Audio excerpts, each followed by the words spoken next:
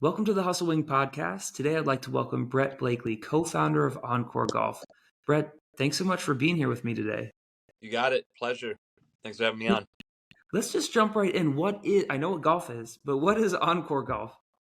OnCore Golf is a company that my buddy Steve Colton and I co-founded together.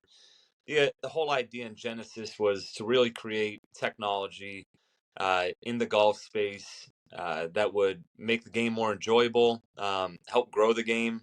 Always wanted to grow the game through diversity and inclusion, but especially technology. So right now our main focus is developing the highest performance patent protected golf balls that are in existence, and it's been going really well.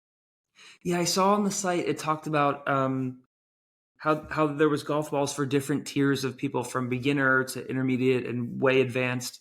Can you talk a little bit about that? I mean, for me, I'm a layman. I mean, my dad plays golf, and I have a lot of friends and family that play it.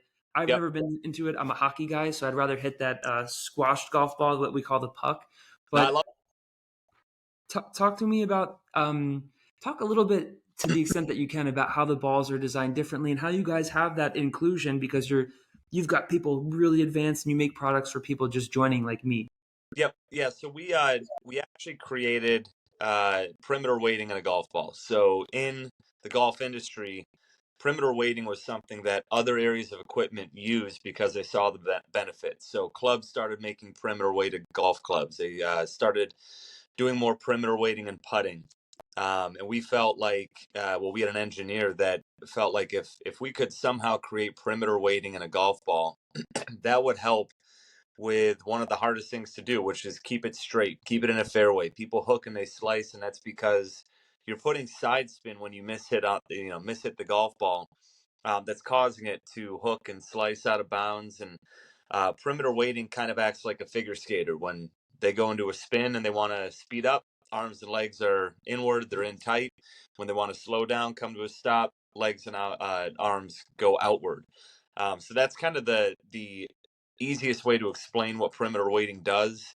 And so we actually became the second company since 1926 to get the USGA to rewrite the rules and allow a new technology in. So not only were we able to create a historic achievement with that technology, um, but nobody else will be able to replicate that. So not only have we seen a tremendous amount of uh, just performance benefit in the accuracy component, the tighter shot dispersion, but it actually helps the golf ball performance in a variety of areas, whether it be wind, velocity off the tee, the way the energy transfers from club face to ball. So we've got four models right now. We're going to be introducing a fifth in 2024. All feature the perimeter weighting patented technology that we have. But our goal is to, through different compressions, through different core constructions, make sure that we have something that is going to be beneficial to a variety of skill sets. Because to your point, there are people that are just picking up the game. There are people that have been golfing for years and are scratch golfers, and they're even really good golfers, but now they're in their upper age range, and their swing speed has slowed down, and so you really need to uh, cater to all these golfers if you're gonna be intent on growing the game. Yeah, and there's two things I want to touch on. One, I was going to ask about the wind component, because I would imagine that if you guys are weighting perimeter weighting, that it would definitely work with wind. So you touched on that.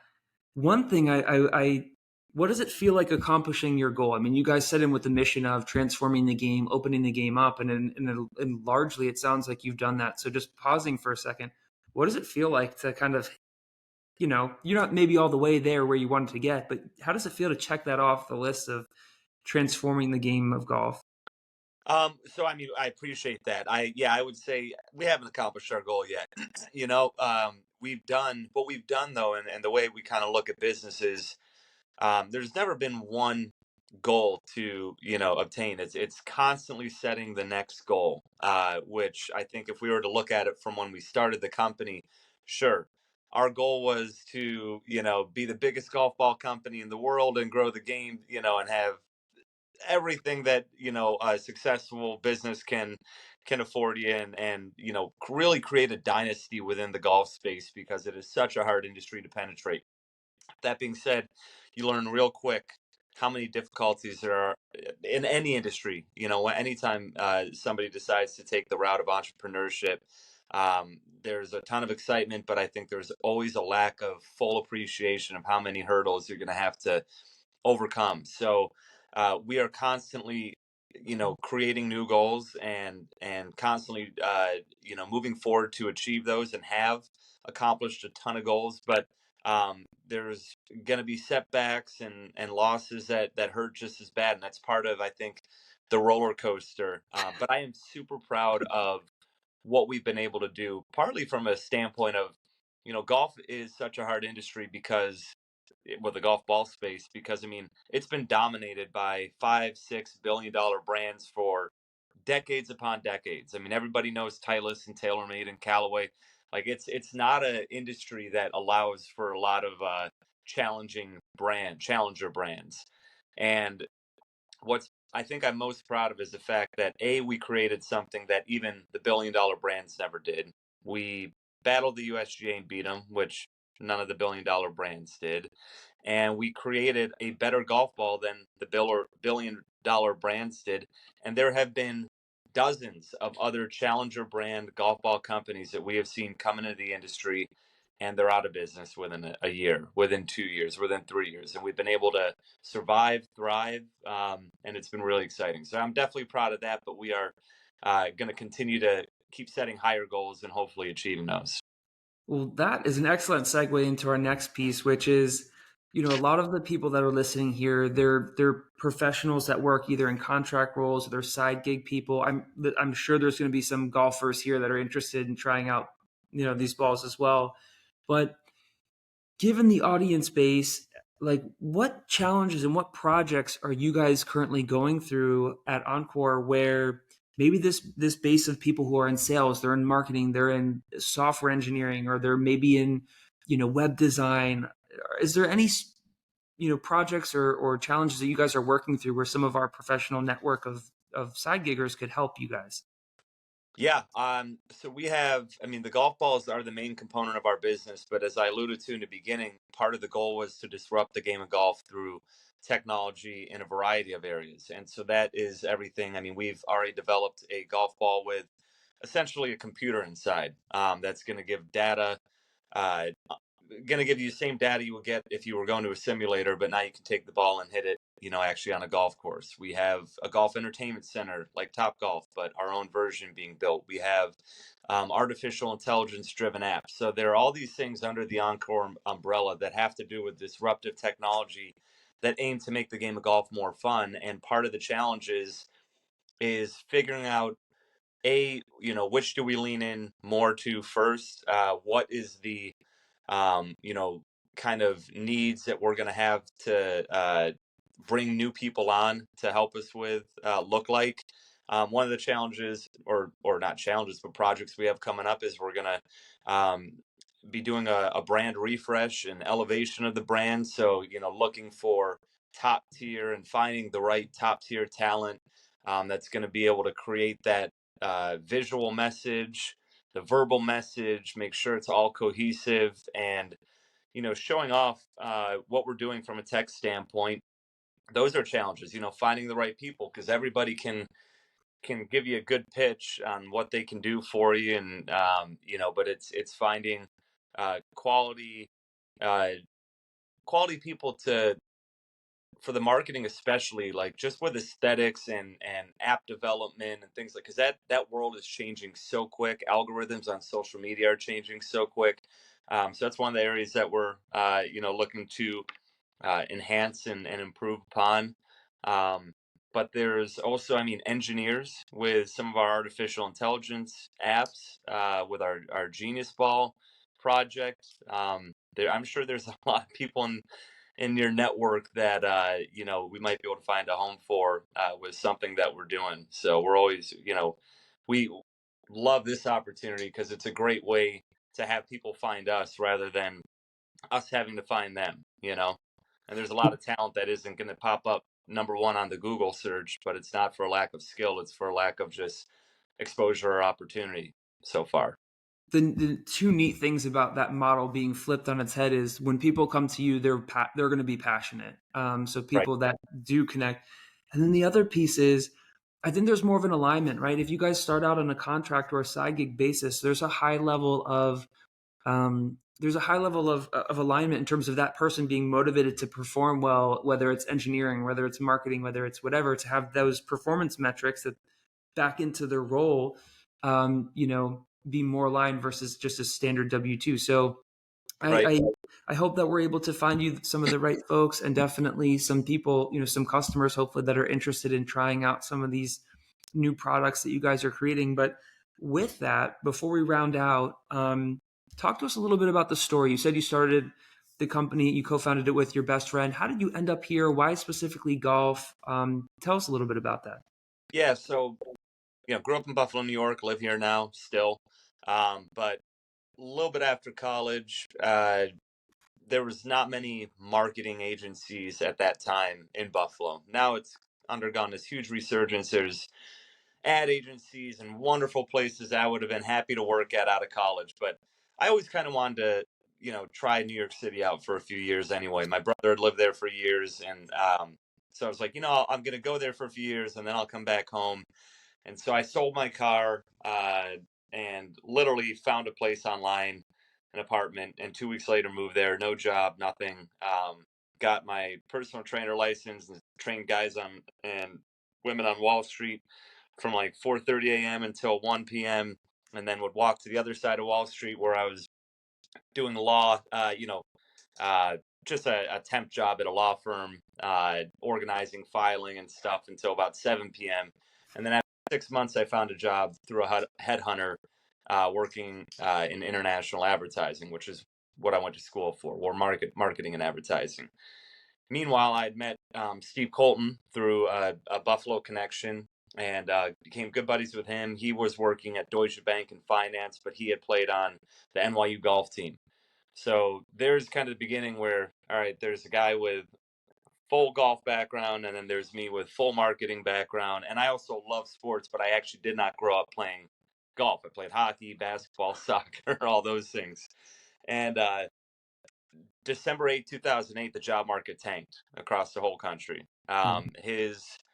His Deutsche Bank let go of like half their New York City employees on the same day that my ad agency based out of Paris essentially shut down. So we lost our jobs on the same day due to, the whole status of the job market. Next morning we meet and kind of put our heads together, wondering what we're going to do. And we knew about this engineer that had worked for my father that had invented a ball with a hollow metal core, but it was just one of his 500 inventions. The guy was kind of like a mad scientist. So we called my dad and said, hey, do you think Steve and I could market that golf ball and make some money, that invention? And he's like, well, there's no company to market it under. You'd actually have to start your own company. So that led us down to having to go to the Small Business Association for the next 6 months, learn what bylaws were, learn how to put together a proper business plan, come up with a website, a strategy, everything. And then after those 6 months, we approached the engineer and pitched him and said, hey, we want to commercialize your product. And he was thrilled that one of his babies might actually see the light of day. And so that began the process of getting the IP moved over, doing, very basic fundraising efforts to get prototypes. And so that it was born out of desperation, but also a mutual combination and love of sports and marketing. And I'm obsessed with playing golf too, of course. But that's kind of how the whole thing started. And our whole approach from the beginning was, let's try and be the opposite of what golf has been known for, which is very kind of exclusive, not the most inviting all the time. Mm-hmm. We kind of want to be anti-establishment, add a little fun to the game, add some technology that was going to make it a little bit easier for people to enjoy the sport. And not just us, but a lot of other companies and personalities in the sport have, I think, helped golf move in that direction but it is fun to think that we've been a small part of it. It's oh man, so much of what you said cracks me up. Did you guys incorporate or launch the company in New York City when you were going through that paperwork process?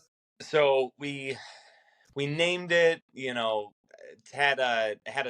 didn't technically start though till 2011.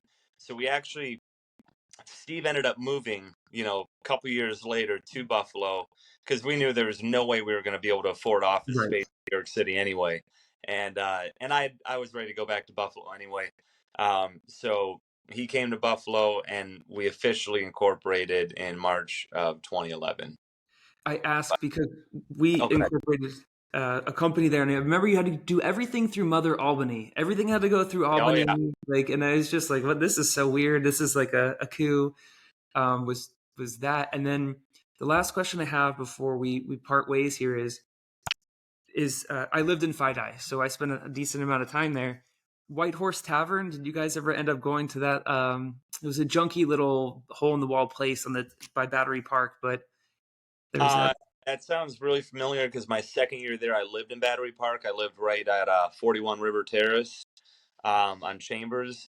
I'm trying to think though, man. I feel like I went to every place in New York when I lived there. One of my favorites was Red Lion on Bleecker and McDougal. I know the name, and it's also confusing me because there's a Red Lion where I am now.